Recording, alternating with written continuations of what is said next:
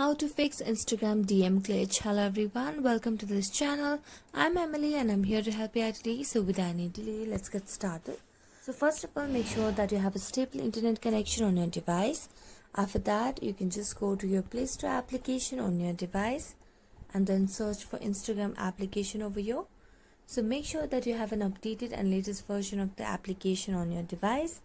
After checking on that, as you can see, I've already updated to its latest version on my device. So I'm going to go back and then make a long press on Instagram, then tap on app info. After tapping on app info, it will lead me to a new page where you can see the option of clear data at the bottom right corner of the screen. So just tap on that, then tap on clear cache and then tap on OK.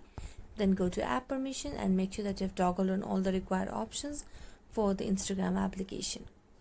So thank you so much for watching this video. If you enjoyed watching it, don't forget to like, subscribe and hit the bell notification for more updates. That's it for today. See you next time.